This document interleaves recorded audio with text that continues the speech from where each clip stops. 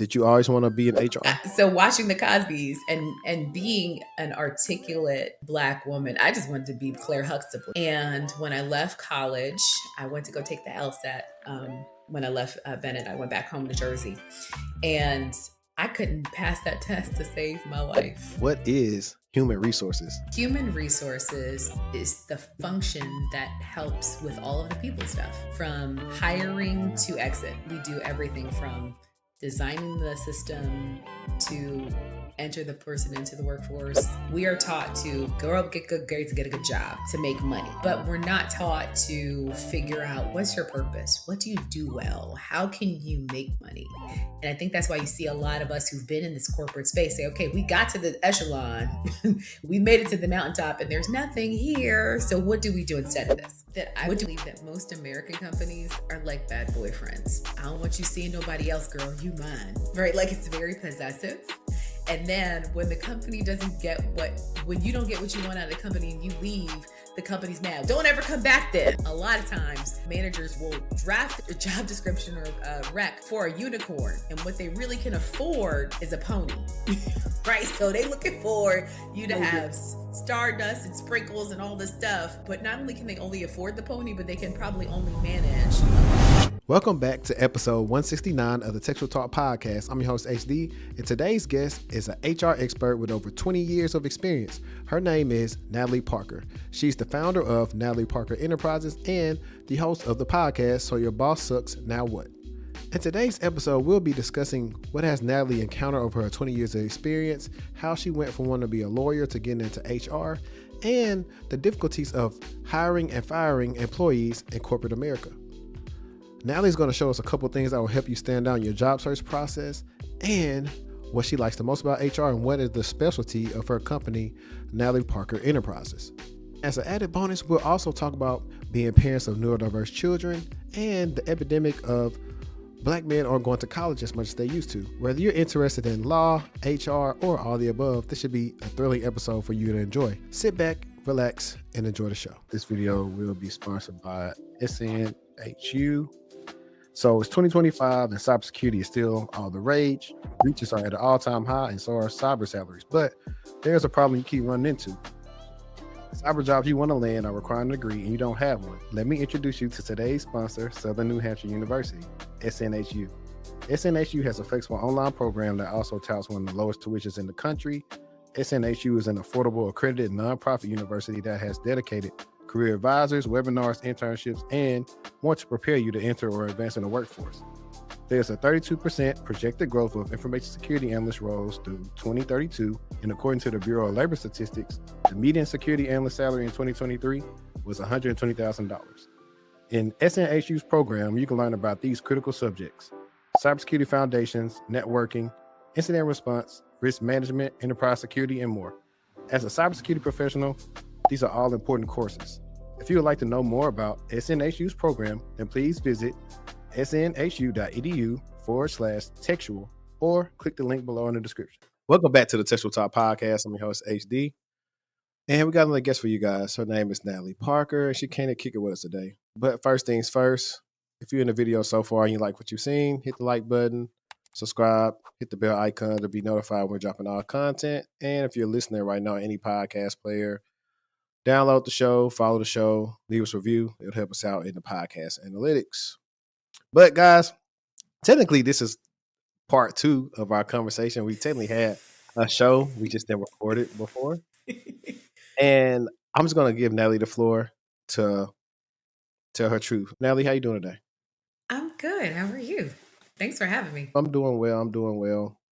So could you introduce our listeners to who you are? Sure. Natalie Renee Parker, Jersey girl turned Southern belle, originally from Jersey, went to school at the Bennett College in Greensboro, North Carolina, graduated, left there, went back home. I've worked in a myriad of industries. I actually started in procurement before I got into HR, but I've worked in defense and transportation and forestry and tech and in finance. And in all of my 20 plus years of HR, I decided to quit corporate So I'm a corporate quitter and started my business, Natalie Parker Enterprises. It'll be 3 years old in June and super excited about it. And one of the things that we do with the company is we're really focused on helping the dynamic between employees and their employers. We really think about the relationship. It shouldn't be transactional. It doesn't have to be transactional. The benefit of the company shouldn't have to come at the expense of the individual. And so we really try to bridge the gap between the company's ROI and the purpose of the individual, knowing that 50% of Americans have some kind of side hustle. Just think about that. So people are doing work outside of work. So how do we help make sure that people are thriving, even if it's tangential to the corporate initiatives, while making sure that the company can make its money? And we're really about organizational health and well-being. And so we do everything from organizational strategy to facilitation to leadership coaching and the like. And it's been amazing. We've had some really great big clients, and we've also had some startups that we've helped design their culture from the ground up, and they've seen the benefit of what we do. And as of recently, we started a podcast called So Your Boss Sucks Now What? And if you think about the reason why we started the podcast, HD, it's because if we understand that Gallup says that 75% of people leave their manager and 85% of the workforce globally is disengaged, if those two things are true, and we know that companies spend $3.5 billion annually on leadership training, then how do we help the workforce knowing that they're already going to have a bad leader? Like in a 20-year career, you're going to work for at least 10 or 15 people, and you're going to like less than half of those. Like that relationship's not going to be good. And so how do we help people with the inevitable fact that they're probably going to work with somebody that they don't like, or they don't like, doesn't like them, or some dynamic that makes it hard to work for them? And we started the podcast to help shape and help people understand and get what they need in bad situations, because I've lived all of them. And so that's me in a nutshell. I'm a wife, I'm a mom, I've got 2 kids, and I'm also a minister, recently licensed, which is pretty cool. So we have a multiplicity of experiences and skills and background. That's us in a nutshell. Perfect. Yeah. So guys, as you can see, I don't have to prime her or nothing. She gonna give it to you all. So I know you say you're the Jersey girl, and then turned Southern Belle. Briefly, because I actually got this for my convo. But did you always want to be in HR? No, not at all. So I am a product of the Cosby generation of Thursday night at 8 o'clock. We all sat around the TV because we only have 3 or 4 channels, right? ABC, NBC, CBS, and PBS. 4 channels. And God, I'm old. But so watching the Cosbys and being an articulate Black woman, I just wanted to be Claire Huxtable. You couldn't tell me anything different. I was going to go to Howard University. I was going to get my law degree, and I was going to be a lawyer out in these streets. And when I left college, I went to go take the LSAT. When I left Bennett, I went back home to Jersey, and I couldn't pass that test to save my life. And in that moment, I had the biggest existentialist crisis, because I'm like, what am I going to do? Because this has been the thing that I've wanted to do forever. I had a degree in English. I know I didn't want to study dead poets for the rest of my life.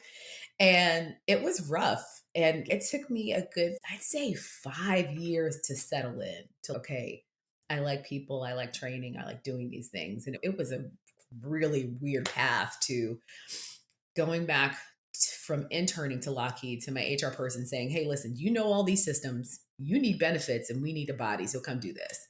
And I did procurement for 2 years. And in 2 years, I realized, oh, I don't want to buy parts for the rest of my life. So what do? I was able to start training people on some of the tools and systems. I got green belt and black belt certified, and realized I liked the development people part, and was able to parlay that through a series of long challenges into an HR career. And I've enjoyed it. Now, granted, I don't like the hiring, firing. Like, I don't do talent acquisition. I can do all of those things. I can do all of the things in HR. I just don't like all of them. Like the employee relations stuff, don't love doing that. I don't love talent acquisition. That's not my gifting. My gifting is the systems of people and creating leadership systems and people systems to help make sure the work gets done and the people are enjoying it, and they're skilled to do what they do. Okay. Real quick, because you said something that I haven't heard. I've heard it. I mean, I've seen it on LinkedIn in a while. We say green belt and black belt. That is that supply chain stuff, correct? Yeah.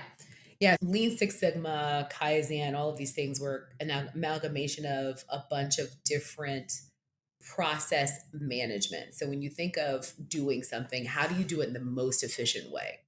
And back in the early 2000s, late 90s, early 2000s, there was a really mass wave of training around lean manufacturing. So if you think about Henry Ford doing the assembly line, we're building the same thing over and over again, and it's the most efficient way. And lean manufacturing, it's how do you do it with the least amount of steps, the least amount of waste, what have you. And I will tell you, it still to this day helps me think about how to do things in the most efficient way. From how you set up your desk so you're not reaching too far to how many steps does it take to how do you create processes and systems. Like now we're all into automation. Automation is literally the computer version of lean. Cool. Yeah. I know in my undergrad, my supply chain class might have been like the hardest class I had to take. That professor, she was tough. She was tough. She told us, if you take one of my tests and you don't know the answer, just mark C. So this particular test, me and my friend, we studied all night. We actually studied for the week. We know it's a tough class. And we got to the test. He was looking at it. And all I know is every time I kept looking back, he was marking C. I was marking C. But surprisingly, I got to class with a B, surprisingly. It was so tough.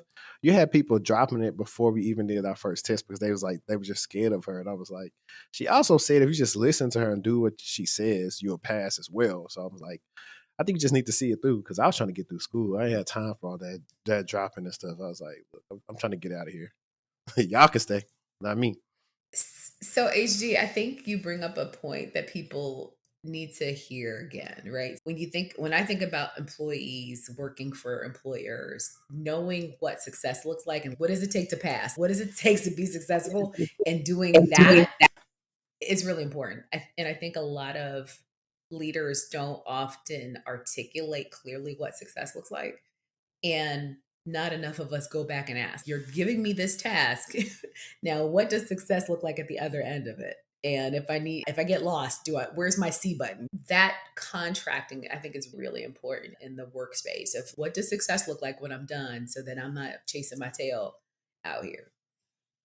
Yeah, no, I agree. Of course, that's one of the good old questions I like to ask in an interview is what is success like in this role? But we really do go back and ask that. Now, granted, there are roles to where you have either deliverables or things you created throughout the years, whether it be in Jira or some type of way where you can say, I did like these 30 things.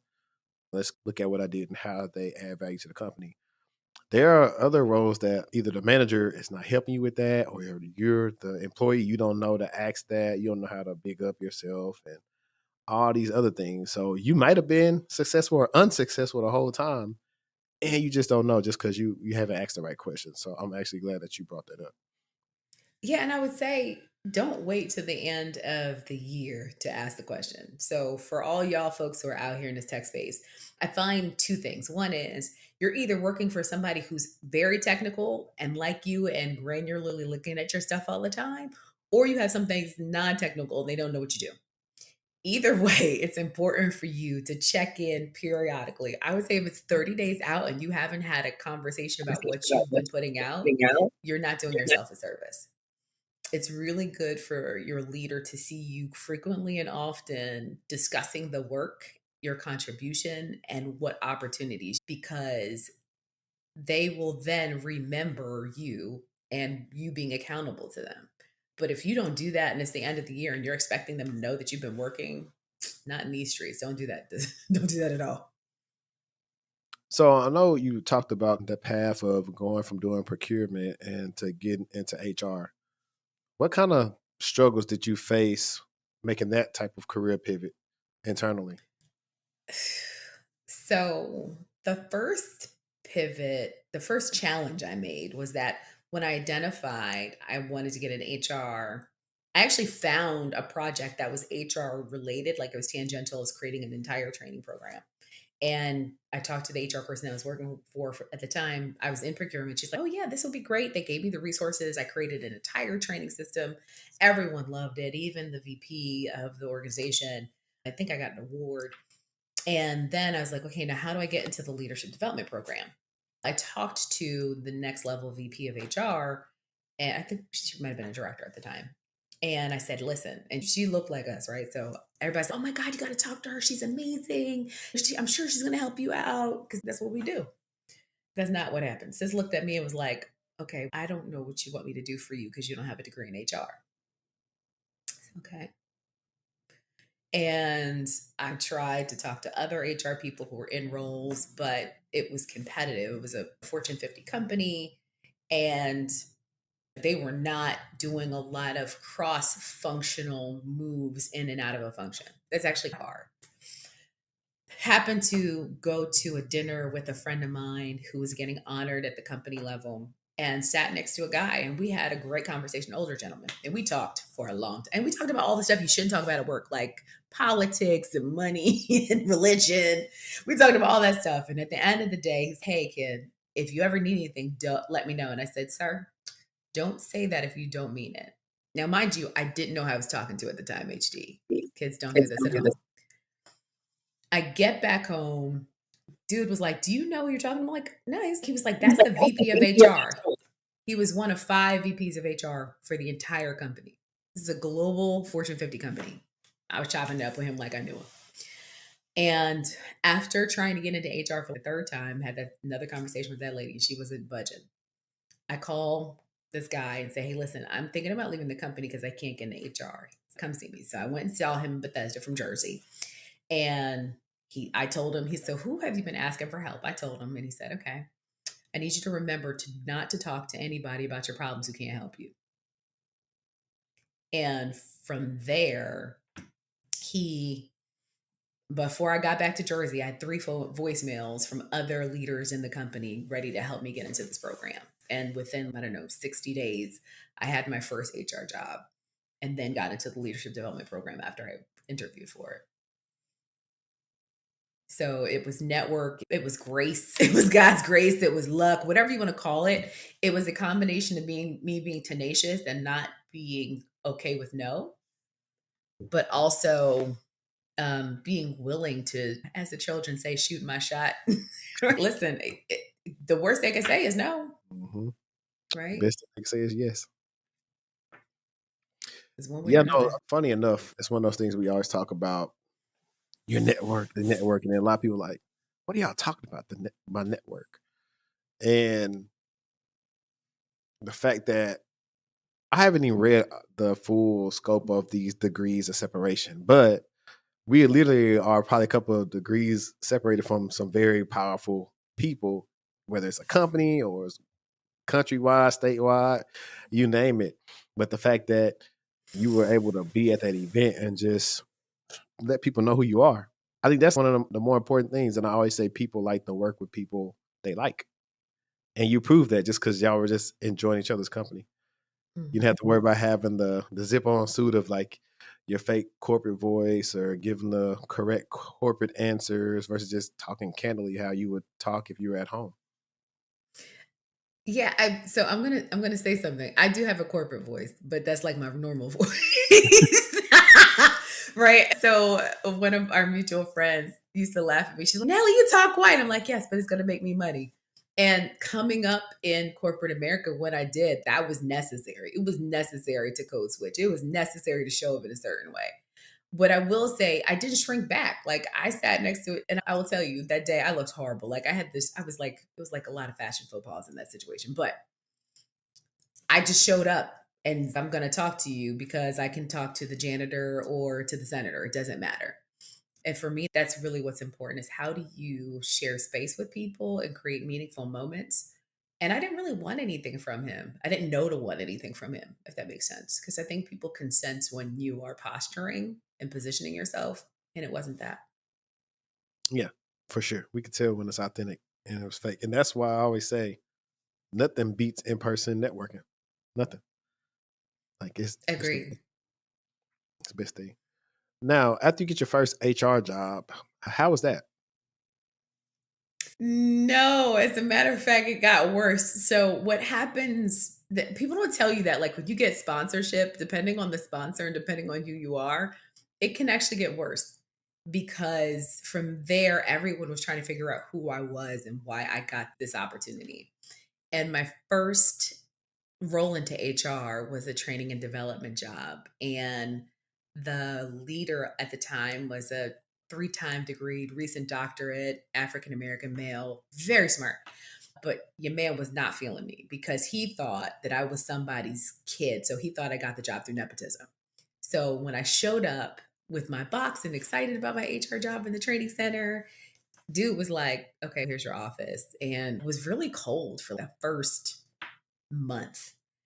Not because he was mean per se, but because he had asked for a resource, and I'm sure he wanted a resource that was educated and degreed and experienced in the space that he was working in. Here we are, early 2000s. He's a director, again, Fortune 50 company of training and development, a systems engineer, if I'm not mistaken. Like he had all of the things. And so here I come in, green and wet behind the ears, and he's looking at me like, who are you? And I had to prove myself to him. Like I had to prove myself a lot.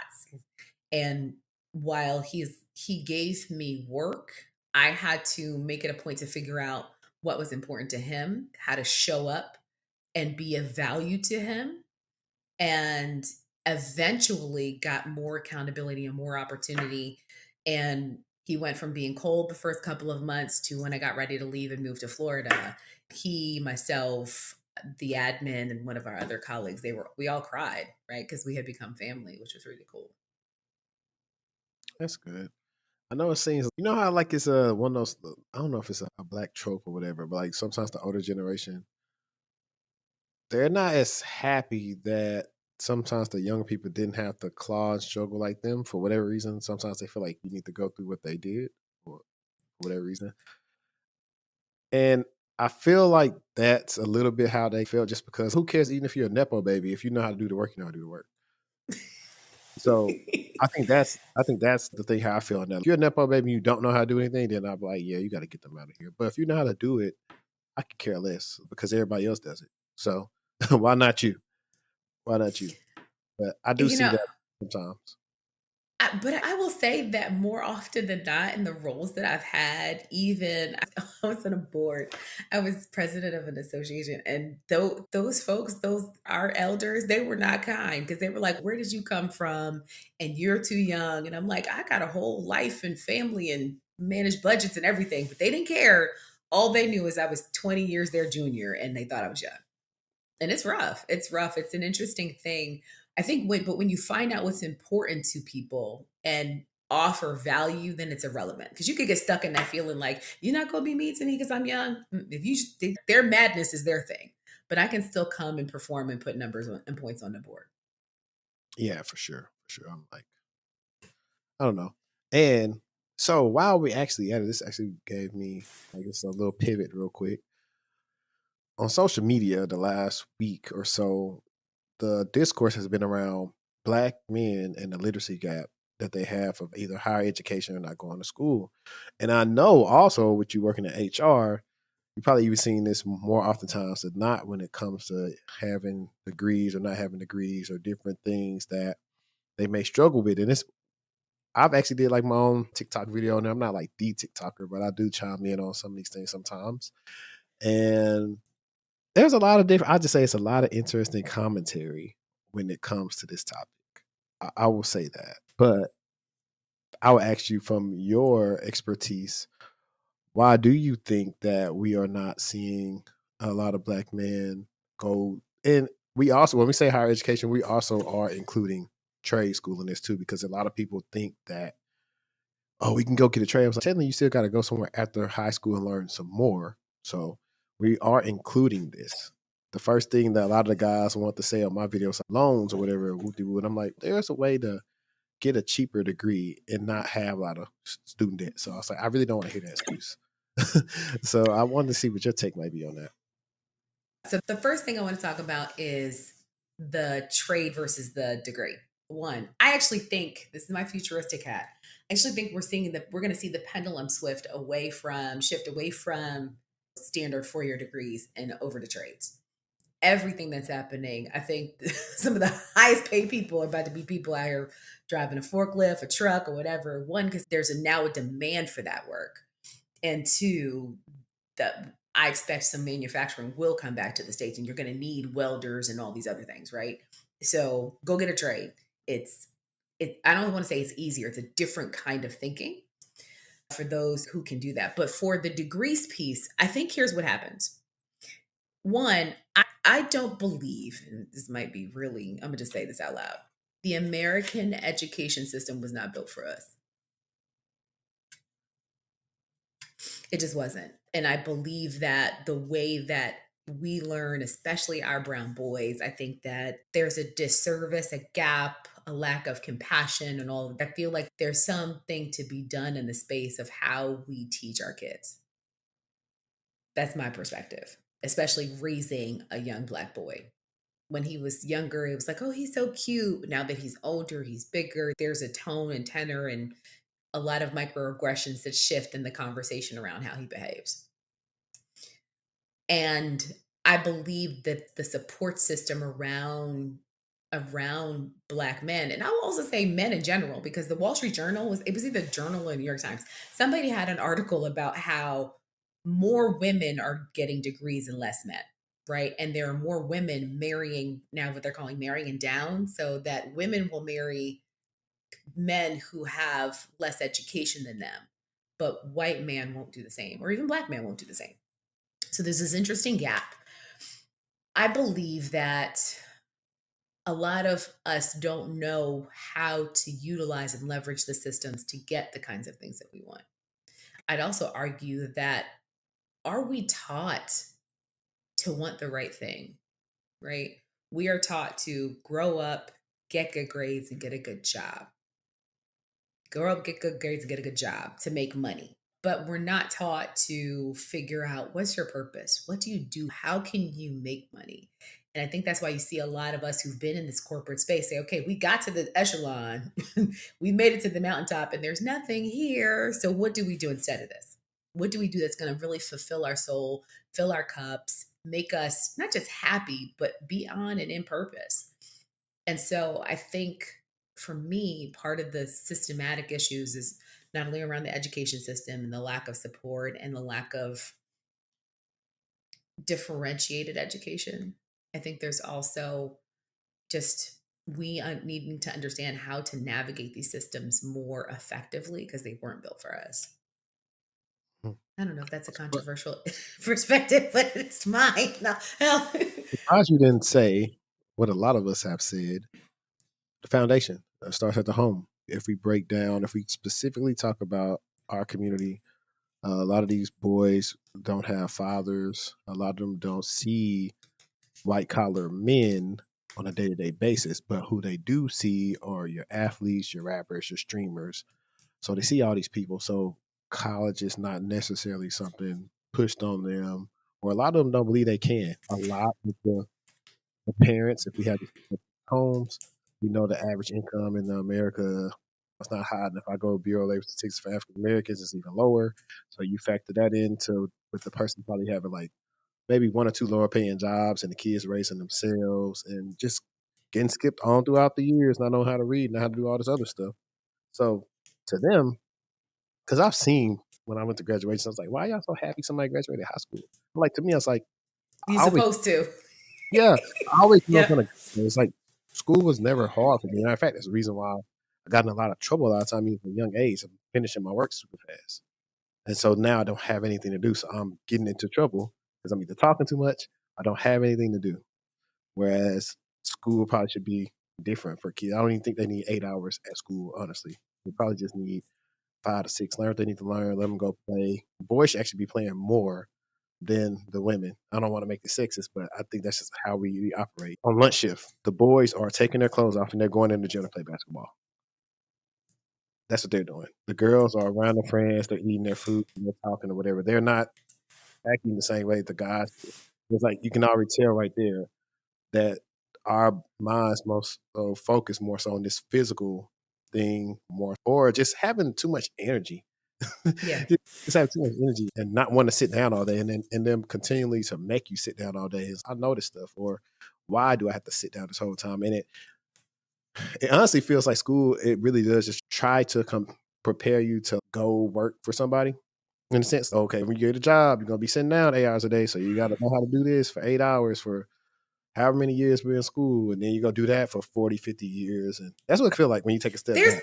there's a school of thought about the fact that the Rockefellers and others created these systems to create compliance, to create a controllable workforce.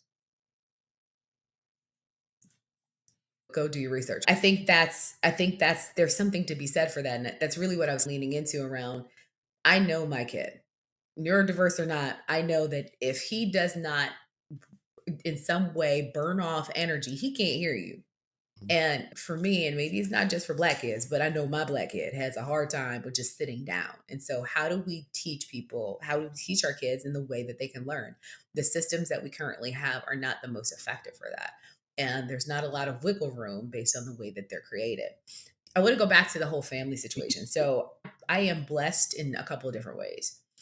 I had a 2-parent household, right? I am a part of a 2-parent household. And we read to our kids every night. My son's, I don't want it. My daughter's, please read to me. And it's an interesting dynamic. I believe the foundation is important.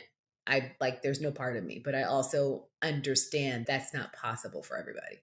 I understand that for the single mom who has to work to keep food on the table, that's not. And she trusts the system that she's putting her child in to help with that.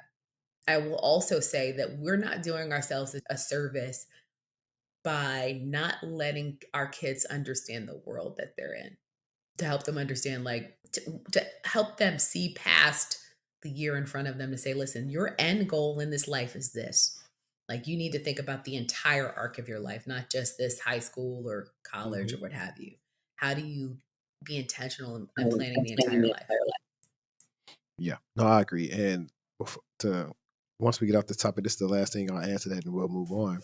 But now couple that with, I want to say, most Americans read on about 4th grade level, just in general. So when you think about you getting mad at that person that's doing customer service or whatever on the phone, once you realize what the problem is, you really can stop being mad. Like, you know what? It's not me. It's them. That's literally like a lot of times when you find out that, or I brought up in my video how, hey, a lot of these kids are pretty much don't know how to do anything. They get frustrated. They don't know how to communicate. The first thing they want to do is fight. That's what they understand.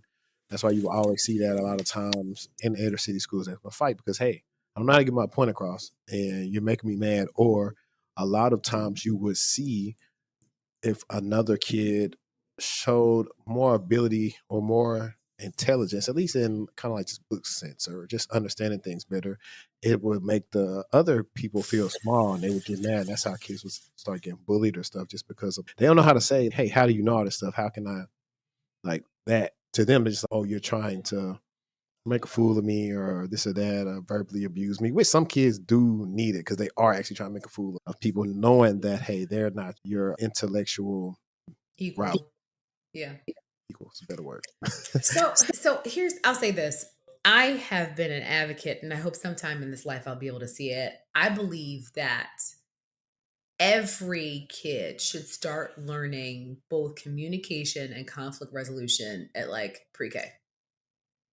I Even think it should be a curriculum all the way up until postdoc, because you will always have conflict in life.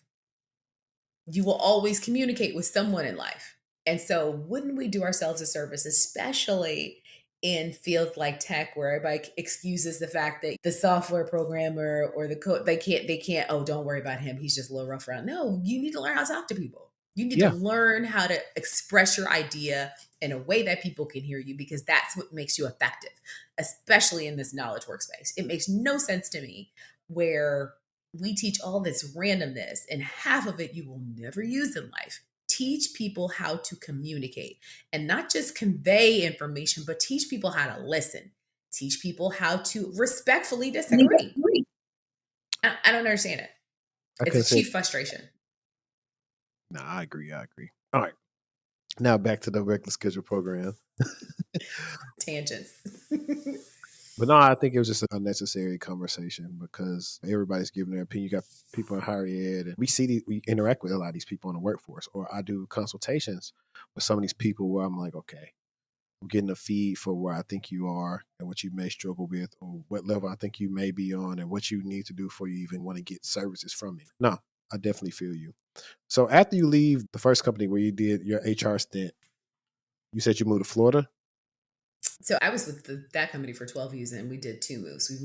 I was in Orlando for a couple of years and then was in Maryland for about 8 before I left and went to Amtrak. I worked for them for 2 years. Okay. So I guess talk about, I guess you must have got like a promotion or something. That's why like you left the people for that first role. So when I finally left, when I first left the defense contractor, I left because 12 years in, I had gotten multiple different promotions, multiple different jobs, and really enjoyed the work. I left, I was a manager, had a team underneath of me. Organization started to shift. My guardian angel retired, and a couple other people that I had been in my network that were advocates of me left. And a new guard was coming in, and I had to decide whether or not I was going to align with the new situation or if I needed to go somewhere else. And having done the HR business partner thing, so the business partners typically do help with the talent acquisition, help the managers determine their roles, help the managers manage the people, all that stuff. I didn't like that stuff. I had done it for a while, and I'm like, listen, I want to go into organizational development. I just got my degree at George Washington, and I'm like, I want to roll an OD. We've been doing this for years. And they were like, yeah, we don't have any more OD jobs. And I'm like, but you say I'm a high potential and you guys value me. Yeah, but we don't have any of those jobs. So you can either go move here to, it was like Denver or somewhere crazy. Or and I was like, yeah, I don't want to do that. And my dad had died 2 years before. And I was like, I've done enough. Working in that company, I was 70-hour work weeks. We were just doing all of the things. So I left, and as soon as I left, I got called by a headhunter to come work for Amtrak and do OD under them. And that was a lot of fun. We stood up their performance management program, their succession planning programs. We did competency modeling, the whole nine across the entire system, which was really awesome. Did that for a year, and then I got tapped on the shoulder to be a business partner because the C-suite of folks that I was supporting in the OD stuff liked the work that we did. So they're like, we want Natalie to be our business partner.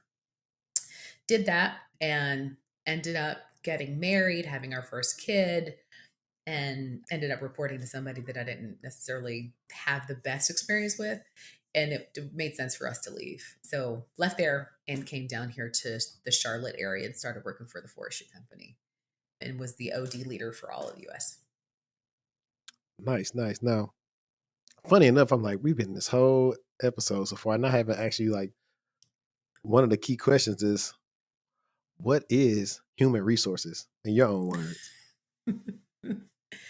Human resources is the function that helps with all of the people stuff, from hiring to exit. We do everything from designing the system to enter the person into the workforce. In many cases, the employer brand also sits with HR. Then to developing them, helping design the role to make sure they're getting the most out of it. Talent development is the space that I love, where it's like, who goes what and what do they do and how do we get them more experience to be ready for the next job. We do leadership development and coaching, so we're helping the leaders coach them to better places so they can be better for the employees. And then a compensation is also a part of it, benefits is also a part of it, but then the exit. Nice. And then the next question is, you said this OD word a lot. Organizational development. I'm calling it back for the audience. So when do companies typically seek to get that? Like, when do you, in your experience, have seen that happen? So one of my first major things was designing a performance management program for an entire workforce. So it's, what's the system, the HRIS system, the HR information system? What's the system that we're going to use? What hopefully do we value as an, what'd you say? I said, hopefully it's not work. Oh, no, workday. And how do we design it in a way that it reflects our values as an organization? And what's the cadence? What's the rhythm? What's the communications? It's the entire system and designing that for the organization. And so We look at things like that. We look at things like, all right, we have a group of mid-level managers who are high potential. We want to develop them from here to there. And so we look at the system around that. Who's going to mentor? What are we what are we coaching them? How do we assess them? And how do we build a program to ensure that we're getting something out of the accelerated investment we're making in them? It's also, we're doing an entire organizational redesign. We need to restructure. Okay, Natalie, come in and help us think about how we set up the people to meet the business objectives. So it's really the people architecture of the organization. Perfect. Now, so you were at Amtrak for 2 years, and how was that as being in that industry? That would be transportation. Mm-hmm. Like, how was that? Because I know, like, I've been in finance the last 4 years now, and so it's different from previously working more so in security center organizations. So I guess what's the biggest difference between defense contractor, technically like gov tech, to It was transport? fun. It was fun. I loved Amtrak because I came in at a time where, so they give you a badge, and I didn't know that the railroad itself was like a fraternity. So any, it doesn't matter if it's passenger, and Amtrak is like the only national passenger railroad, right? But then you've got the city ones, you've got commuter rails, like the railroad itself is a family, fraternity, what have you. And so we could get on, I could go on, people would see my badge on like a MARC train in DC. Conductor, okay, with, there was just an awareness of people, like we got the nod, like the Yeah. railroaders have their own little, and it was fun. Like we could go anywhere and be like, okay, get on my badge, and they would let us on the train. They just let you on the train. And the people in the railroad who really do like railroading, they're just really just salt of the earth people. They're so down to earth. They're good at their craft, which is almost like a dying craft because there's not a whole lot of people. So I'm like, let me go work on the railroad. I enjoyed it. I enjoyed it a lot. It's got its own type of nonsense with it. Huge labor relations, so a lot of unionized stuff going on in the organization. It's a quasi government system, so the finances were also very interesting. But the culture itself was, for me, a lot of fun. It was very, and a lot of history with the railroad as well. Some other questions here before we talk more about Natalie Parker Enterprises. I think one thing is, okay, so let's say somebody is watching this right now and maybe they're thinking to pivot into human resources. Based on your 20-year, or it might be even more experience, but based on your experience, what can you see, I guess, like salary wise, what you typically see from like a entry level person all the way up to whatever that you've did in HR? For us, what does that look like for if someone could probably over a career they could possibly make in HR? Oh my. So I'd say entry level with some level of experience, starting somewhere between 50 and 60. And it just depends on the function, right? And I say function, think compensation is different than talent acquisition, is different than benefits, which is different than HR information systems, which is different than business partnering, right? But at a VP level, senior VP level, you could easily clear 200 to 300 in base, not considering bonus. So it's a nice, and it depends on the size of the organization, but it's a nice cross section. You can make good money in HR, especially if you're good at it. So when you say entry level with some experience, how does a person get HR experience? So a lot of the schools now easily have internships or what have you, where you can get some level of experience. I think because HR is a people based function, you could do a lot and be considered HR experience, from designing and developing training to resource management. So if you have to manage resources and people and do what we consider workforce strategy, which is basically how many people do we need, where are they coming from, what's the skill set, and where do we need to deploy them to? You could easily show some kind of experience, at least tangential experience, that will qualify you at least for a conversation. Okay, cool. Scenario. Person A has a issue with person B at the company, but person B is probably seen to be a little bit more valuable than person A. what should they do from an HR perspective about either reporting this or going about this situation? What should person A do? Person A is the person that has the issue with person B, but person A knows it's going to be one of those their word versus mine type of stuff. Oh yeah. Oof. Give me like a scenario. Give me like is it a cheating? Is it stealing? Is it misappropriating work? Let's just say they're having issues with a tough manager, or the manager is always taking credit for their word. Oh, It's other little stuff that people tend to go through sometimes at the workplace. Microaggressions, getting treated differently from other employees, those type of things. the thing that we say on the podcast all the time, I said I was going to make a t-shirt, document everything. I mean, everything. And the engagements, the interaction, the time, the place, who was there, because much of what's hard to do, especially from an HR perspective, when someone is brought to us with like they're having a problem, we're going to first try to get you to reconcile it yourself or try to be a mediator. But if it's something like ethical or illegal or immoral, what have you, we need evidence. And more often than not, people will come with just generalizations and not evidence. And we can't do anything with that. And the minute you raise that flag, you got to be ready for whatever consternation comes with the fact that you raised that flag. So if you don't have your receipts in hand, it's not a lot we're going to be able to do for you. And I tell people all the time, unless you have this very niche skill set, more often than not, the company's not going to give you the tiebreaker. They're going to give it to the manager. So you have to be very aware of what's your intention. What do you want to get out of it? If you want the person to behave differently, is there a way for you to confront them in a way that's disarming, but still get your point across?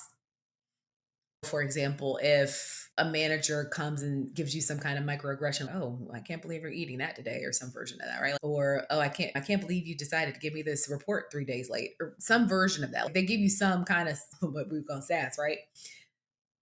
Ask very bluntly, it sounds like you're displeased. Can I help you with something? Learn how to ask the direct question in a passive way that puts the person at attention to let them know that you see what they're doing, right? Another way to consider what you need to do yourself is figure out what your end game is. Do you want to repair the relationship? Do you even want to have a relationship with the person? Is it irreconcilable? Are you ready to just burn the bridge? Because I'm not against burning some bridges. I don't burn them all, but I'm okay with burning a few.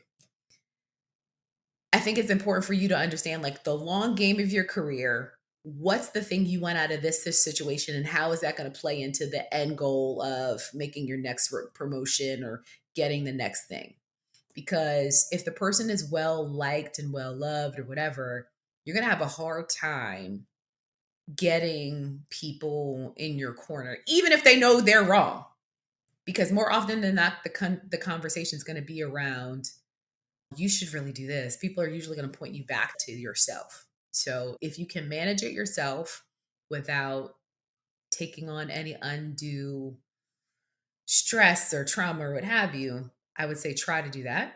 I'd also figure out if you know somebody that's neutral to the both of you that can speak to the person and give them some perspective. That's always a good. I like triangulation when I don't have the capital to talk to the person.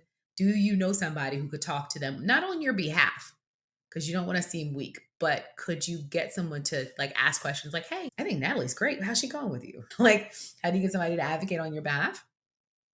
And the third thing is if you're really trying to pull the ripcord on an investigation or an inquiry, have all of your documentation in a row. And the documentation doesn't need to have a lot of energy in terms of your perspective. It needs to have the facts. On this day, he said that. On this day, she said that. On this day, he did this. And here were the people in the room that saw it. Get enough of that and then share it. And keep whatever emails that also support it. Okay. Now, here's a fun one.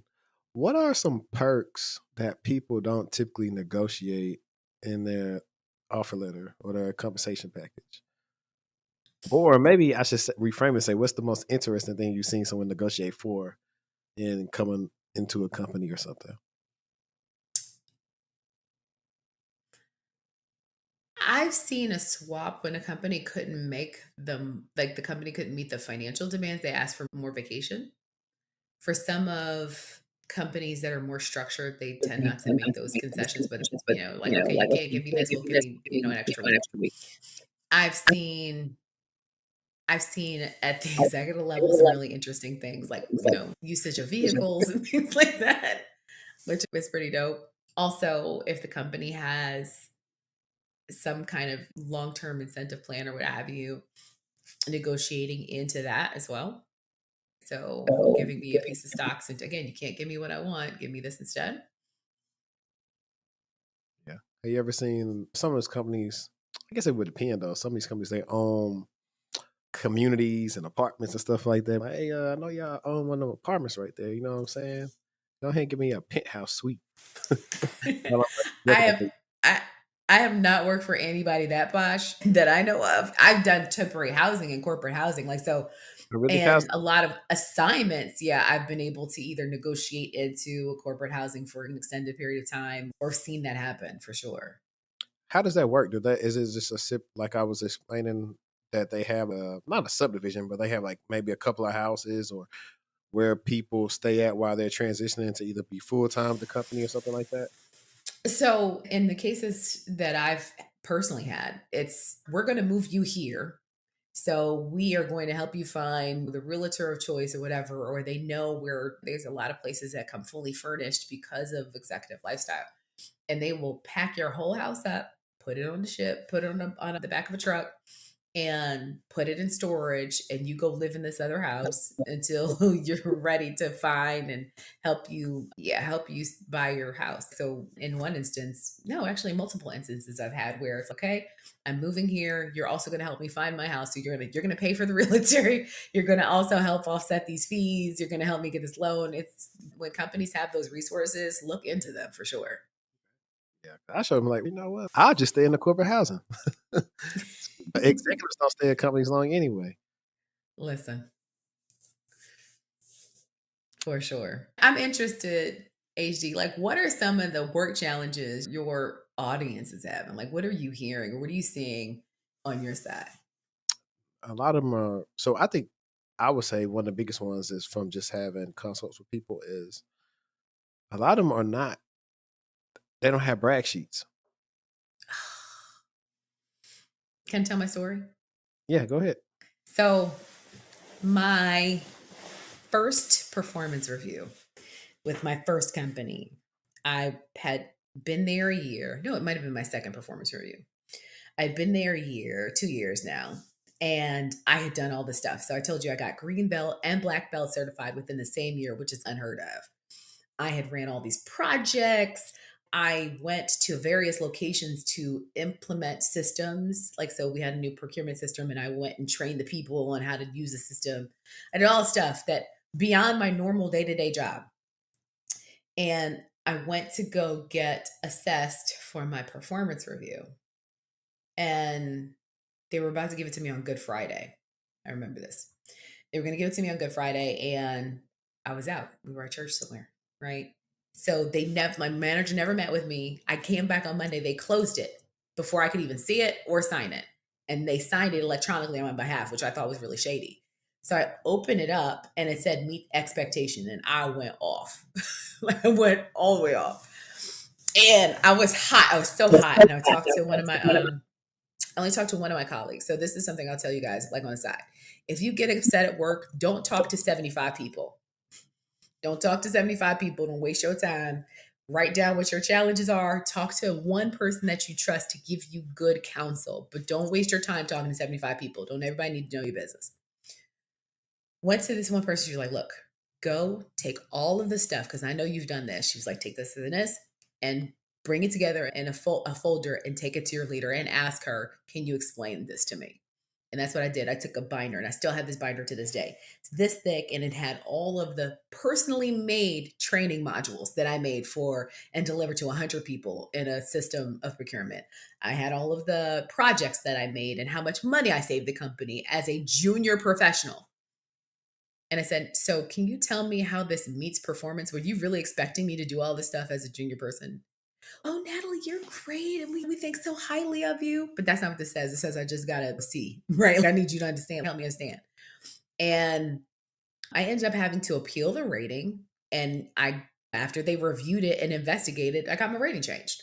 Now, granted, there was no love lost between me and my leader at that point because I didn't trust her and she was mad at me for going over her head and it brought attention to her. But what you're not going to do is play with my money, because more often than not, your performance rating is a direct correlation to how much money you get in the compensation package. So don't let people do that to you. If you don't have a running tab of what you've done, you are doing yourself a disservice. And here's why, HD, because companies are now bragging that they're about to get rid of all of the middle management. So if you're going to make organizations flatter, that means the span of control, the number of people a manager has to have, top end is 12. Like a person can manage 12 people, especially if they're all doing the same thing. But if you're in tech, more often than not, your manager probably doesn't do what you do. So not only are they not going to know how to do what you do, but they're not going to know what you do unless you tell them. So you have to keep a running tab, because these people will not know what you're doing. And they will only come to you when something's wrong. So it's important that you not only keep a running tab, but what I personally recommend, and I've done this for the last 15 years of my career, I would send a weekly update of, here's what happened this week. Here's what I did this week. Here are the outcomes. Because you're going to know. I'm going to be my own billboard for my success. Because if you have to be the advocate in the room when it comes to performance management, for me, I'm going to make sure my words are in your mouth. No, I agree. And I think that reminds me, I believe we also talked about how why companies never want to give you exceeding expectations when they know you exceed the expectations to get that raise or that promotion. I think we talked about that. So here's what happens a lot of companies is that there is a configured curve. Like they use the Pareto chart of distribution. It goes like this, right? In the long tail, and 10% on the bottom, 10% at the top, and everybody smushed in the middle. And the intention behind this is twofold. One is to make sure that the company can afford whatever merit-based compensation there is. That's usually the first intention. The second intention is usually also to try to mitigate leaders being lazy and not giving the feedback of Bob didn't do that great. So they try to really create an exclusiveness around high performance, which is a bit bipolar because most companies talk about being high performing. And then, so there's this reserved idea that everybody can't be high performing. And so there's a bit of craziness in the design of most performance management systems that don't help the concept of both community, everyone helping each other out, what have you, because it's every man for himself. It's actually quite cannibalistic in my perspective. Yeah, that reminds me of like over the last couple of years when it's come to certain tech companies, they've said, oh, we're laying off the employees that weren't doing well. But then you found out, hey, they were sabotaging the people's reviews, or what they were doing with this whole return to office stuff was they knew a lot of these people were nowhere near the building that they would have to come work into and saying, hey, you got to come in or else. So that's forcibly just letting employees force their way out, whether either firing them or possibly giving them a little severance, depending on the company if they actually want to be decent. And so we saw a mix of those things in those corporate games that people didn't realize. Yeah, it's a war zone out here. You got to know how to navigate, unfortunately. It's the truth. Like, honestly, we should write the book on the games corporates plays, because there's a ton of them. And it's unfortunate I think the return to work thing is very complex.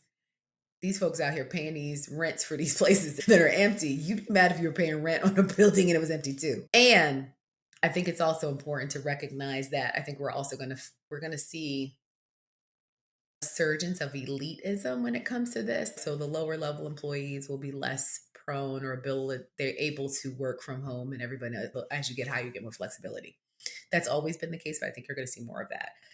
I'd also say that when it comes to this idea of the lower 10%, I think you have to be realistic about your contribution and what you're doing, and knowing that you don't see what everybody else says, but you owe it to yourself to make sure you understand what your manager wants and make them accountable to you to tell them when you're not doing that. You should not be surprised by any of the conversations.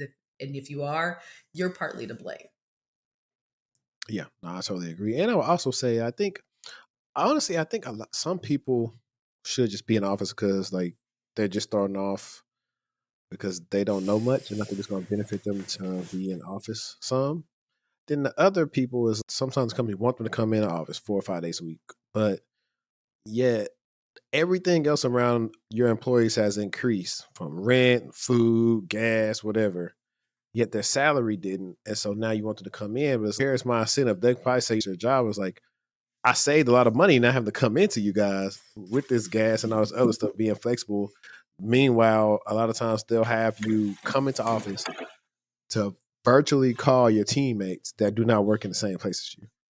And your mind is, you can't make this up. Like, this don't make sense to me at all. I could have did this at home because these people that I work with not even here.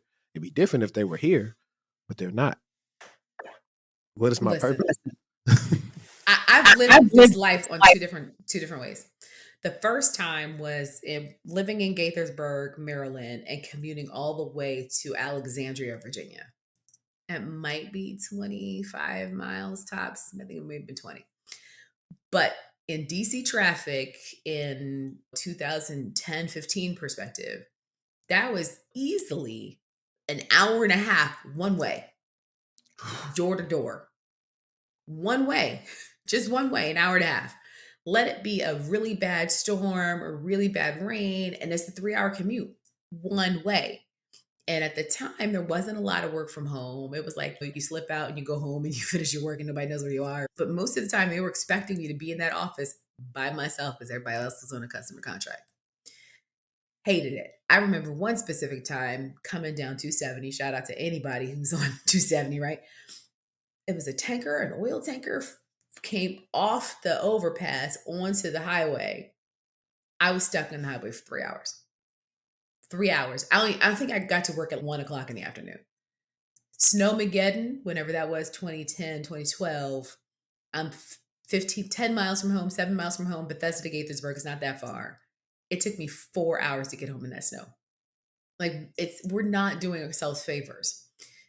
During COVID, living here in Charlotte suburbs, they are like, oh, I worked for home for years in this company. Years I worked for home. In COVID, oh, we're shifting your job and we want you to move to Tennessee. Why? Because that mill needs you. It's in the middle of a pandemic. I just had my daughter like a year before, maybe 2. I'm not moving in the middle of a pandemic. I'm not. And my husband just became pastor. So we decided that I would commute. I'd leave on Monday, drive 6 hours to Tennessee to go sit in an office by myself in the middle of a pandemic because we weren't allowed to be around each other. It's bananas.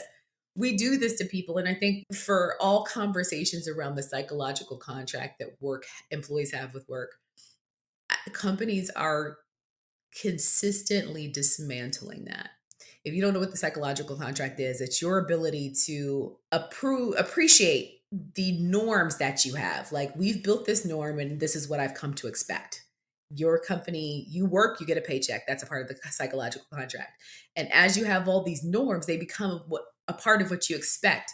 What I think is really most egregious is not that the expectation changes, that they change abruptly with no concept or concern for the fact that it's going to it's going to make an issue for you, right? It's going to be inconvenient. There's no conversation. It's just, this is what we decided, so you got to figure out what you're going to do. It's crappy. Very crappy. And speaking of, since we talk about all the games, since the pandemic, we've seen a rise in overemployment. Now, a couple of weeks ago, me and the panel reacted to a man that was working, I forgot how many jobs. He probably had 6 or 7 jobs. And he was quietly going to make $800K that year, being overemployed doing QA testing. And he had pretty much was hiring like other people to work for him and different things. And he was getting around it. But I really would say that's on those companies on how he was able to do that. Because you shouldn't be able to use some of the tools he was using just from a security standpoint. However, why I get why companies are against it, but then again, I don't. Because they do mergers and acquisitions and they go out and buy companies and then they're able to increase their revenue. But your employee who is maybe struggling at this time or wants to go pay debt off or wants to go get a house, you get mad at them if they have another role. Now, mind you, in this instance that we're talking about, nothing has changed the quality of their work. Their work is all good. And they picked up something else. If possibly they find out about it, then it's an issue. But I don't feel like it should be an issue if nothing is wrong with the work they're doing and if they're also not working with a direct competitor. I feel like they should be able to do what they're doing unless the company wants to pay them the other salary they're paying them, just tack that on to what they get, and then they could probably quit. So I said this often that I believe that most American companies are like bad boyfriends. What do I mean by that? One, I don't want you seeing nobody else, girl. You mine, right? Like it's very possessive. And then when the company doesn't get when you don't get what you want out of the company and you leave, the company's mad. Don't ever come back then. It's just this very toxic situation of employment. And what makes that crazy, Henri, is that here's the deal. 50% of Americans have a side hustle. 50%. Now, from time to time, I do audits of policies and things. And I've seen clients have policies where they're like, if you work for anybody else, you have to let us know and we have to approve it. Why? That's none of your business. What I do in other hours is none of your business. And it's that concept of possession, right? I think it's sick, right? But at the same time, when you're paid 40 hours a week or whatever you're paid, especially on the salary side, they want to get to you when they want to get to you. So they feel like we've bought your time and we should have unfettered access to the time that we've paid you for. So the conflict is around this idea of your hours, why can't you be theirs too? It's a very interesting thing. That said, if you can do that, as long as it's not illegal, immoral, and unethical, knock yourself out. Just know you can't do that for long. It's not sustainable. It's not sustainable. But I do think companies have this very interesting possessive nature around the workforce until they want to fire you or term you. Yeah, for sure. I always tell people, because I have clients, they're trying to immediately go to that. And I'm like, I think you to get good at one thing first, and then you can try that. But stop trying to jump on with people who've possibly been in the game 5, 6, 7, 10 years doing. They've pretty much got their schedule set, their meetings are set, they got it made. You don't have that luxury yet. Like, just be content. And I know the question you asked, what am I saying for my audience and my listeners? I think another thing that they struggle with is packaging. And what I mean by packaging is bad resume, either a bad LinkedIn or non-existent LinkedIn. The resume and LinkedIn's do not highlight the skill sets that would be advantageous for a company hiring them. And so they apply to all these jobs and no one says anything back to them. And I was like, this is why. And I don't care how many times I said, you said, whoever says it, these resumes are bad. And most of them aren't bad in the sense, like I've seen some bad ones, like I know you didn't pay anybody for that. Versus some of them are just bad because you don't, like, it's either reading as if you put your day-to-day on there, or you got all these technical skills, but I don't see how they're utilized inside the bullets. So that's when I'm like, okay, we see this stuff up here, but we're not seeing how you use this stuff. So you have to make it make sense for, in this situation, the recruiter who's got 7 seconds to look at your resume. So it's like they don't see that in the 7 seconds, you getting the auto rejection thing. So that's what I've been seeing for most people, because literally I can count on the top of the hands where we redid the resume. I've audited the LinkedIn and we changed different things, made it match up, and added the stuff that they're looking for and what recruiters are looking for. And they say, yeah, hey, I just got an email today for such and such role. I said, I know you did, because now you're searchable. They can find you. If you don't have your skills out there, they can't look for what's not there. Yeah, you hit the nail on the head. One of the reasons I don't like recruiting is the whole resume rigmarole. Like that is, ugh. If you guys can't see me, I cross my eyes. So here's what I think is the important thing that you said is customizing the resume for the circumstance, right? So making sure that you are answering the test when it comes to what they're looking for. The other thing that I think is important and is this differentiator is not the laundry list of things you did in a day, but what did you do and what outcome did it impact in the business? If you cannot, like every day, whether it be you're working or you're like, you always need to know what contribution did I make and how can I articulate that very quickly? Because that's what we're looking for. We're looking for, do you know how to do the technical thing, but also do you know what the work you do contributes to and how? And for a lot of folks, they don't know because they just are doing the job. So I would say, yeah, it's really about, and now with the flood of unemployed folks, it's gonna get worse. So you've got to get more in tuned, more intentional than what has been acceptable in the past, for sure. For whatever reason, people get jobs and just stop interviewing.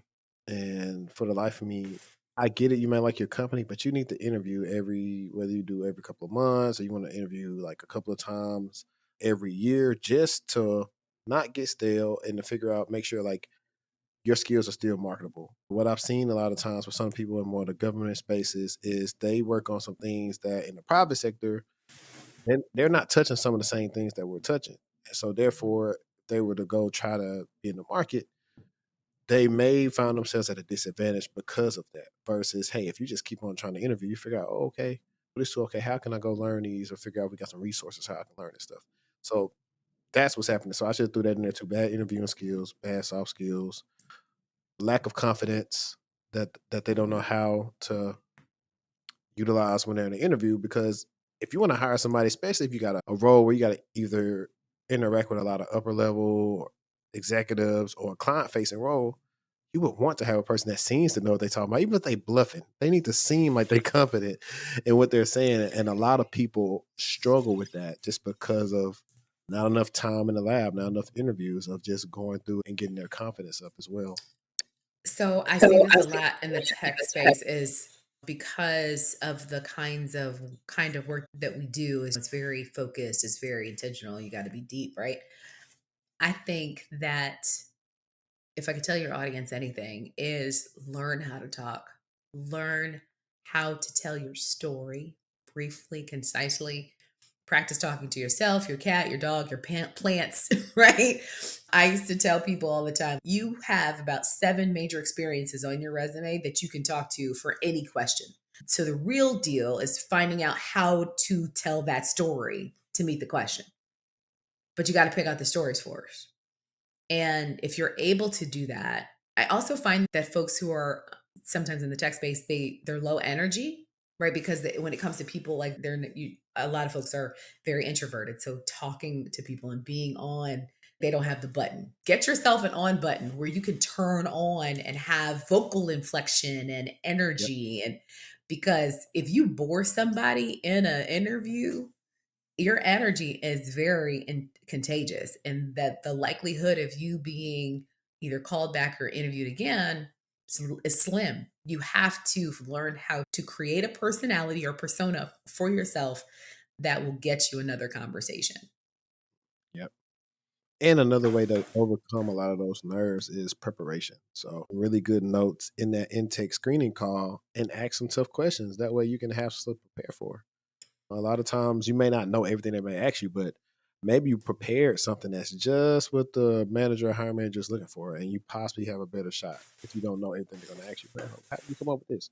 They told me this, and so I worked on this at work before, and I did this, and this is the outcome that we got from that, and that's how you start bigging up yourself because you're like, okay, you know what we're looking for. Yeah, I like that. I'd also say that I want to add to that understanding that they are just as much blessed to have the conversation with you as you are to have it with them.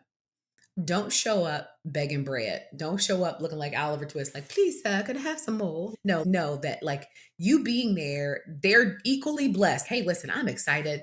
I want to hear more about what you guys do. I've read this, I know this, I'm listening, I've got questions, but I also want you to know that I also belong in this space. Yeah. Not hubris, not ego, but just confidence in what you have done and what you know, with an understanding that you're also willing to learn. Yeah. And also be willing to stand on what you know your value is. That's a big one. I had a screening because I briefly checked my tab and I got an update from a role I was talking to somebody about.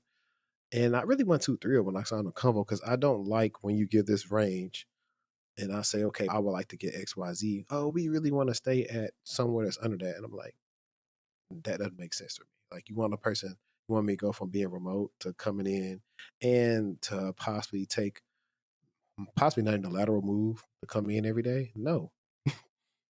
I was like, so sometimes I'll say, okay, my rate is, but I will still go through because sometimes if you perform good enough, you could probably work some stuff out. But a lot of times they're like, no, we want to stay cheap. But I was like, that's on you, especially if you're looking at a certain area where you know like the resources are plentiful. You're trying to get a person when they get there, it's like, man, I'm doing too much work. That's what it was. When they said exactly what they want that person to do, I said, oh no, you want 2 or 3 job functions and you're not trying to pay at the top of the thing. I've been in the game too long for you to play me. Go find somebody else. I think that's really important. So, any good recruiter will tell you, like behind the scenes, a lot of managers don't know what they're looking for when they create the requisition. They just don't. You don't. So, if you see a bunch of stuff that's thrown into the JD, the job description, ask a lot of questions, because what you don't want to do is get set up. What do I mean by that? It's a simple example, it's a non technical example, but it's this. We saw a guy in our neighborhood get his front yard redone with like pretty flowers, and it was great. So we hire him and he does great work with that. But then my husband was like, yo, but can you do our grass? And dude was like, yeah, I could do your grass. He could not do grass. He tore up our front lawn.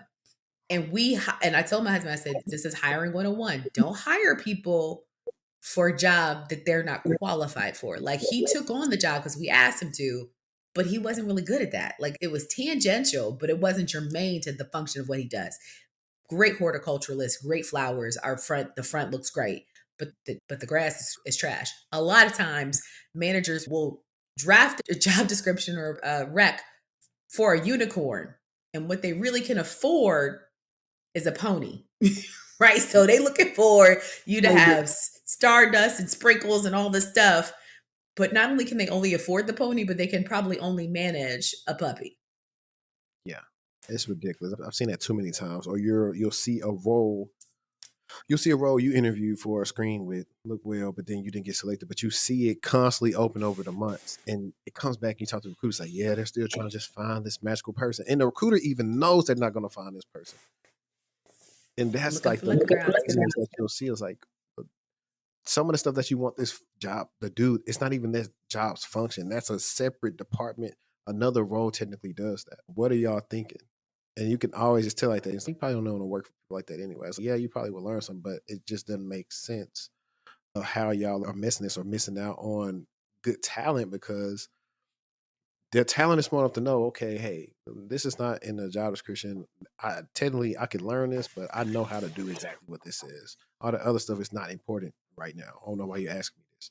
So those are other things too you run into in some of these interviews. You ask me stuff that's not relevant to what I do in a day to day. Why? Yeah. Ask me about stuff I would actually encounter, not this Googleable stuff I can go throw in Chat GPT. Ask me about some stuff, you know what I'm saying, that I would deal with.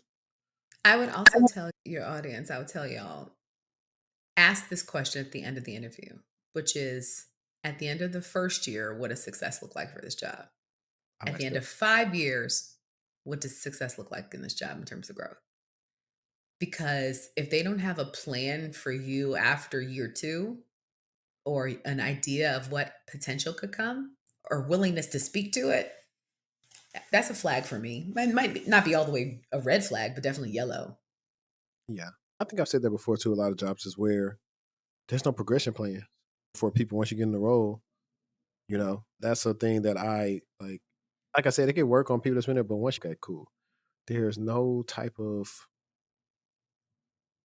thing for them to make me do X, Y, Z. I don't see a clear path for getting promoted.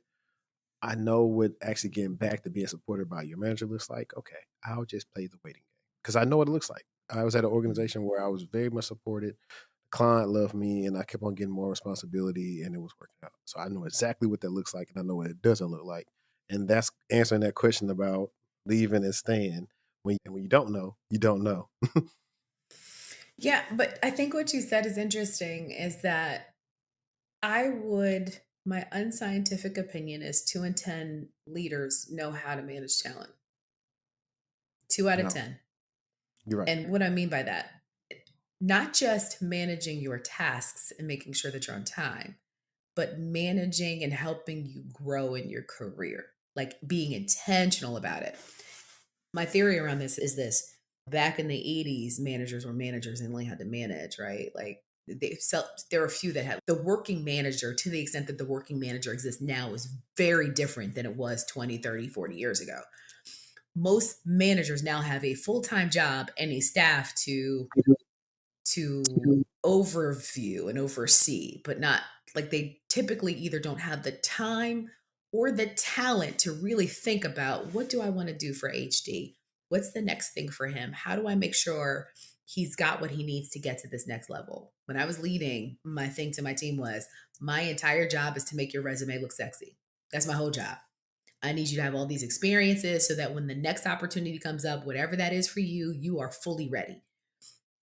Many leaders are not taught. They're not taught to think that way. So I need you all to realize, you're going to go in and you're going to want this person to have all this caring, feeding, and mother goose you, but they're not going to do that because most of them don't know. And the company is not holding them accountable to do it. They're not even asking. They're like, they say, oh, our managers. No, they really don't teach. They don't teach these folks how to do that. And most of them don't know how to do it innately. And so if you get somebody who's willing to do that for you, stick around, stay close, ride the wave.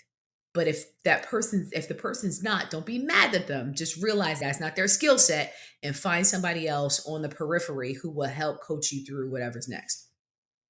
Yeah, no, for sure, for sure. But no, that was just, we could even go in more in depth and just talk about those different things, because those are the conversations that are typically not happening about just on your day to day work. And people every day say, man, how do I improve? Or that's how my how to advance your how to advance your cybersecurity career on LinkedIn course came about, because of, okay, everybody's trying to get in cyber. Now let me show you what you could do to set yourself apart and promote.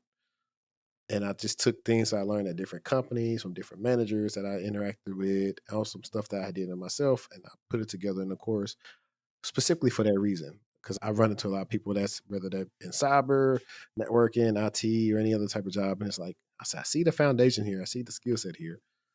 We got a couple of tweaks to make, and then I think you'll be okay. And that's typically what we run into with people who've been in like 3-4 years with even recent clients. It's like, you got it. It's just some other stuff that you're not doing and selling yourself enough that's holding you back. So, Yeah. but I wanted to ask about your company a little bit more. About, just talk about the things that you specialize in and what you do. I'm gonna ask for the audience. Are you looking for interns? You hiring? Not yet. So our focus, we've got a good set of clients right now. And in the summer, our goal is to expand to get some more coaches. So we're seeing a big need for coaching in the organization, mainly because the leaders that the people report to don't do it. So always interested in meeting new people who are into executive and leadership coaching. But our next big thing is really growing the platform of the podcast. So we're really excited about some of the things that are happening. We're working on some ebooks and books and resources to help people navigate the bad leader situation. Okay, let's actually talk about the podcast a little bit more. Let's shine some light on it. Yes. So I've had some really bad leaders. And for those of you who are like, no, she's sunshine and rainbows. No, I had a leader tell me when my dad was really sick. My mom called me like first thing in the morning, like, your dad's sick. I can't get him up. I was in DC at the time, or Maryland at the time, and they were living in Jersey. It's a 3-hour drive. So I get off the phone. I wait for my manager to come in the office. We had a meeting. I get ready to tell her, like, hey, listen, I know we haven't talked in weeks, but I've done all the work that I could without you. Here's what I've got. I got to leave because my dad's sick. And she looked at, and my dad was stage 4 prostate cancer, no joke. And she looked at me and said, yeah, I'm sorry your dad is sick, Natalie, but who's going to do your work? I also had a leader tell me after a stellar performance year that in order to make it in the organization, I needed to shrink myself. I had a leader tell me after a stellar performance year, because I was getting more visibility, that I was getting too big for my britches. Like I've had some of the most obscene, insane situations. So that really birthed this idea of how do we help people with the inevitability that your leader is probably going to suck? And it means suck the life out of you, suck the energy, suck the creativity out of you. How do you prevent the impact of that, or at least mitigate it? And what can I bring to bear in terms of my own experiences and my network's experiences to help you realize that one, you're not alone. And two, it's inevitable in terms of the statistics. And three, you don't have to be a victim from it. And so it's important for me that people know the games that corporations play, the games that leaders play. One of the things we're going to talk about soon is this idea of performance improvement plans, right? So we all know the performance improvement plan is usually just the hospice for your career, right? You get there, once you get on a PIP, there is Yeah. usually limited to no intention on getting you off of it. it's, it's really the death wish, the kiss of death. And so, how do we help you navigate one, not getting there? But if you do get there, there is a way to get off of it. There's a way to recover from it, but you have to really be intentional about it.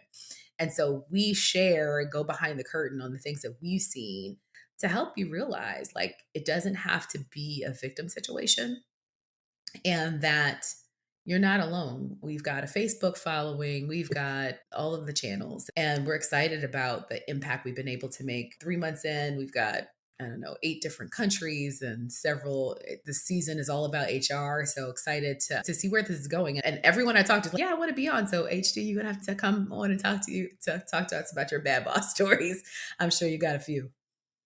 Yeah, for sure. Honestly, you know what? Now I think about it, really only if I real deal think about it, maybe only one. Like one is like I don't feel like they were bad. I just feel like they didn't care. I didn't really have anything where it's like they would tell me anything like some of the stuff you said. They would just lie. I remember when I used to work for now it's GDIT, but it was CSRA at the time, and I was trying to move to different roles in the company. And pretty much they wanted me to stay on the help desk, but they were acting like they didn't know I was interviewing. And the recruiter, I was cool with her. She was like, "Yeah, they canceled they stopped your interview because of the OPM breach," which is fine.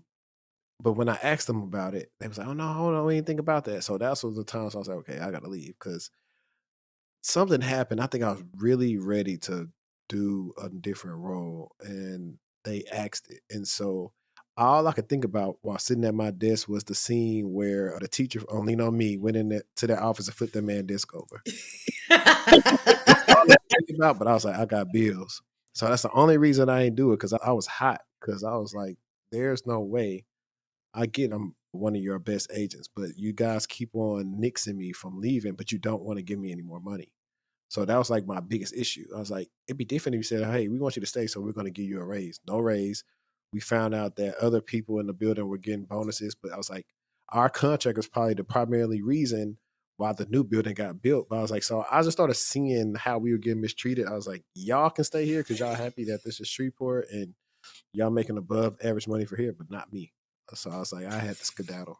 And that's what I But did. but see that literally is the example of companies being the bad boyfriend. We want you where we want you, and I don't care what your aspirations are, what your dreams are, what you're capable of. Like I just need you here.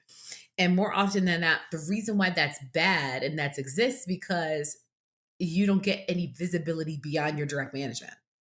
So I would tell your folks, y'all, go find other people, figure out other people in other functions who know your greatness so that they can be the ones talking about you when you're in the room. Because if it's only your manager, most managers don't get incentivized for making good talent better. They don't. And so they're not getting a bonus if you get another job. What they'll have is a hole, and they end up basically entrapping you because they need you for their own bonus sake. And so it's really toxic. I'm telling you, it's the system's broken. But yeah. Like one guy was able to lead the help desk like a thief in the night because some type of way the other boss really wanted him bad, and they snatched him up. That like he just, I don't know how he did. I was so mad. I was very envious because ain't no way I've been here for pretty much 2 years, and you got here and you got to get your way. That's actually making me salty now that I'm thinking about all the stuff they were wrong. Because truth be told, I never had any intention to move to Dallas, Texas. Like I had no intention to. I Mhm. wanted to stay home, and I said, "Okay, cool. I found a company, got a job, I got my degree. I'm gonna try to move up the ranks." And I found out like I was living in a fairy tale world. So I can go more in Listen, detail on the show. I've seen all of it, and I really want to hear more because there's just a lot. There's a lot of that happens. Oh yeah, between that and getting laid off from my first security role, or them hiring people that weren't even qualified to even lead our team. Yeah, a lot. Or I've had like all this stuff is like documented like on I have a series of the podcast where it's like my cybersecurity career journey. And like I have Mhm. various episodes where it's just been solo episodes where I've discussed like from help desk all the way to getting laid off to things I experienced by getting laid off. I had a job one time say, "Hey, you're the most qualified, but we're gonna pass." I was like, "What? How are you gonna pass on the person that's the most qualified?" It was like it was a whole bunch of crazy stuff that was going on. I was like, okay, it was, but I ended up getting to the company that I needed to be at. So that was like the pro out of that whole thing was like where I needed to be, I got to. But it just sucks when you're going through it. That's the point. You said that it sucks when you're going through it. So we want to try to help it suck less. But Right. also, I think to know when you should raise Cain and flip over a table versus when you hold your cards and keep it moving, because there is a difference between when, and a lot of folks aren't self-actualized to know which they should do and when. So wait a minute, you said you were going to talk about parenting. You wanted to know about. Oh, thank you. Thank you. I'm glad you brought that up. Okay. So I'm mad that some of the things we talked about when we talked about people being fired, then we talked about people who should be managers and shouldn't just because you're good at your job. Doesn't mean you should be managing people. We do need to talk about that. But I know we were also going to talk about, I was going to ask you about, have you felt you have more grace with people now dealing with a child that's on a spectrum? Because I feel like I have a lot more grace and just looking at people, how they present themselves, how they talk. Are they stemming? Are they not? I'm listening for a whole bunch of different things now when I'm dealing with people to figure out how I should handle them, as well as like I always tell everybody, one of the best books I read for my career was in my grad school doing that emotional intelligence class. Well, it wasn't a class in emotional intelligence. We had a book on emotional intelligence that I've utilized for about Is it several. the Dan Goldman book? I got to find it somewhere over there. It's like a little white and orange emotional intelligence 2.0, I think, something like that. I think I have that somewhere over here. But yeah, like that book really, I tell everybody, like everyone should do a course on emotional intelligence. I think people will be able to work better because you can tell who knows it and you can tell who has a low EQ. For sure, for sure. So, yeah, we have two children. One is 9, the other one is 6. Our son is 9, our daughter's 6. My daughter is neurotypical, meaning that she's just the average kid in terms of the developmental curve. And my son's neurodiverse. He has autism. And I knew that he had autism. I knew at 2 that there was something different. He said Alexa before he said mom because it was just the weirdest thing. And he had just a lot of different idiosyncratic behaviors, from repeating things to he had an obsession with the washing machine. He could hear when the washing machine was broken. He's, mom, something's wrong with the washing machine, because it does instead of, like, he just has such an intricate mind. And when he was diagnosed at 6, after lots and lots of advocating to get him tested, which is a whole nother thing, it took the wind out of my sails, because I don't know what to do with this. And then I just dug in of like, how do we go forward? How do we get to know? How do we understand? And I've learned that my entire job as his mother, to help him be as successful as he can be in the world, is to try to see the world through his eyes. And so every day I'm asking questions, I'm looking at him, I'm trying to see what he sees. And he's verbal, he's self aware, he can do all of the things. So we're blessed in that way. And there are times I'm like, I don't understand what you're saying. So there's a lot of language challenges that we have in terms of he can speak, but the words he uses aren't the same that we would use. And it's cool that he makes up words, which is cool. So he likes wash machines. We bought him a salad spinner because he just wanted to see something spin around because that's like his stimming thing. And my husband's, are you sure? I'm like, yeah, it's noisy, but he likes it. And I'm like, I tried to call it a salad spinner, but somehow he calls it the spinnerator. Okay, the spinnerator. And I just adopt the name of the Need to spinnerator. He puts trademark the that. wash, what? The Need to spinner. trademark. He should.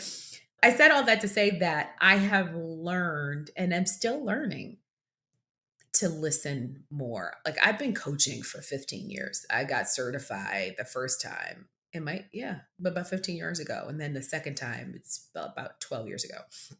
I've been coaching for a long time. In coaching, they teach you how to listen and to ask questions and to hear what's not being said. And I want to believe I'm really good at that. And I also now listen in a different way when people are saying things. I listen in a different way when they're explaining. I know for a fact in my very last job, I had to coach a neurodiverse leader who didn't know he was neurodiverse. And he wanted to fire someone who was neurodiverse because he couldn't handle it. And it was such a painful thing for me because I could tell that the employee didn't know what was wrong.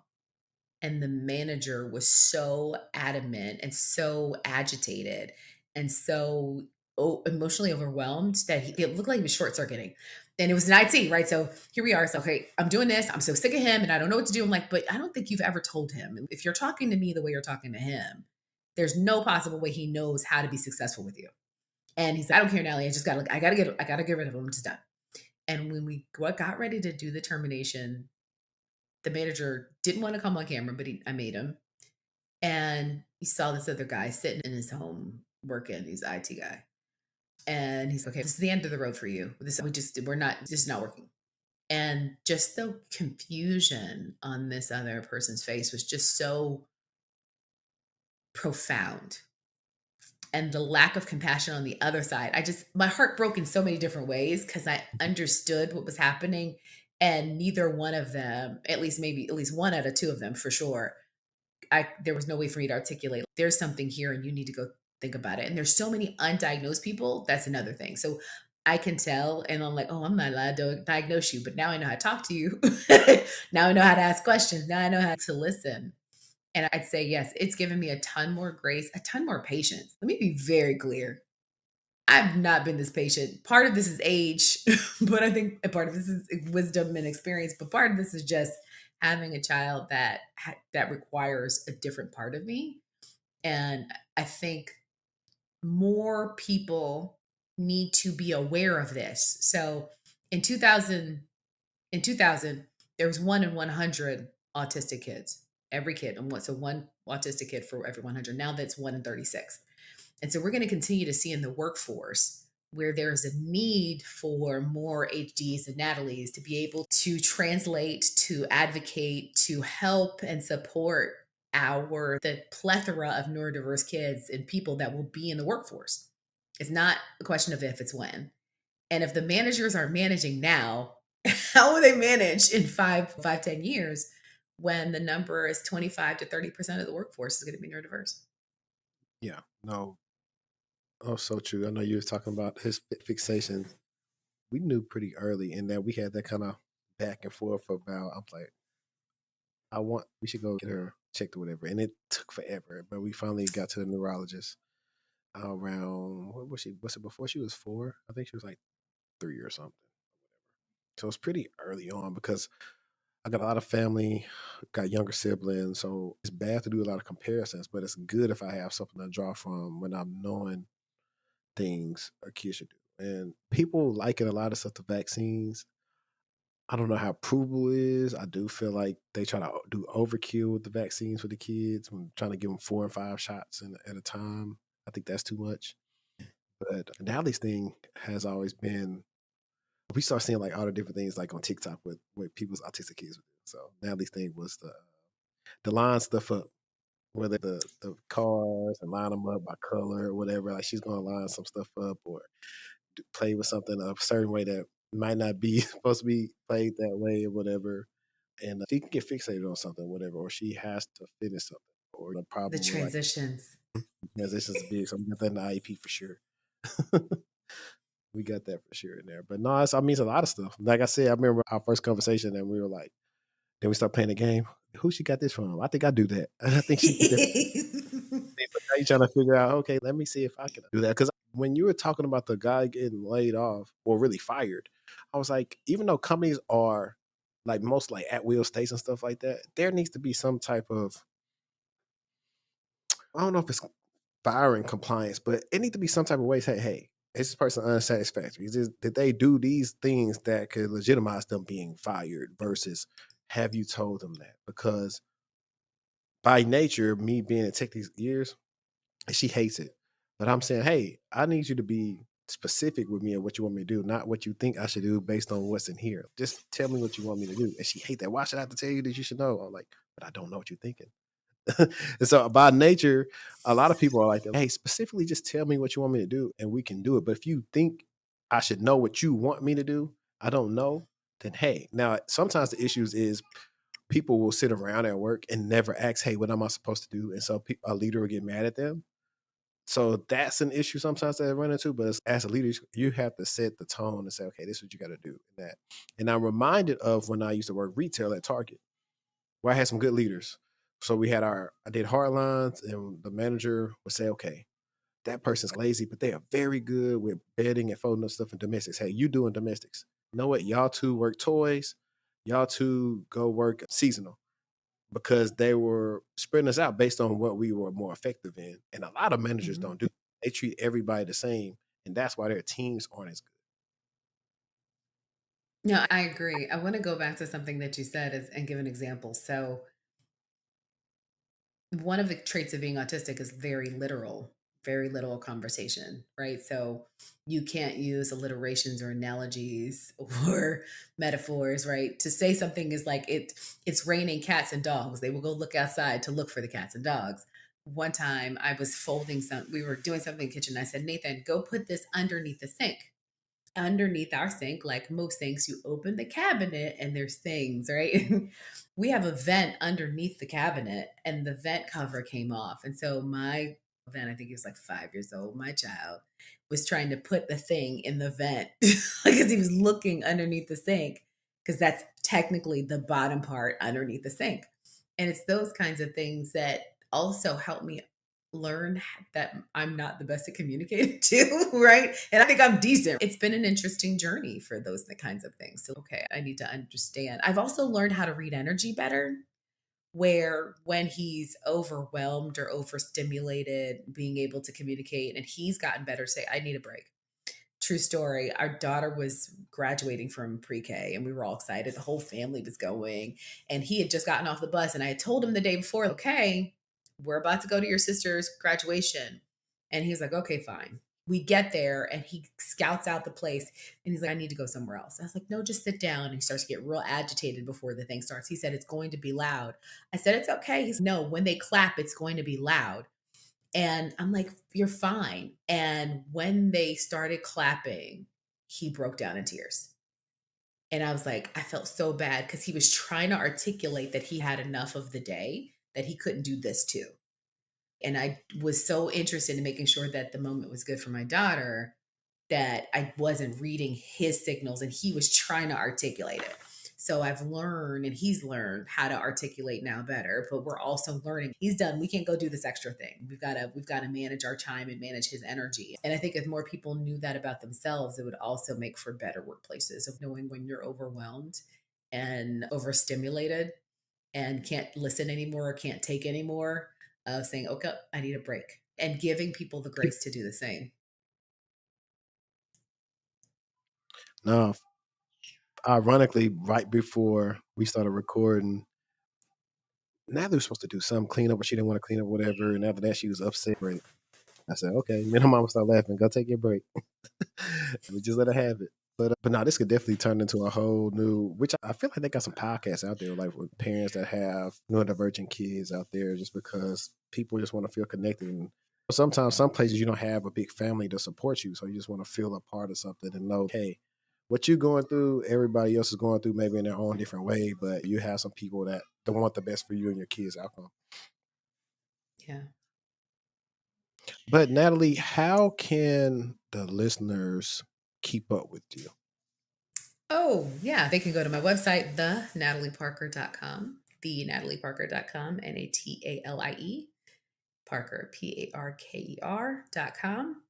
We also have a website for the podcast, yourbosssucks.com.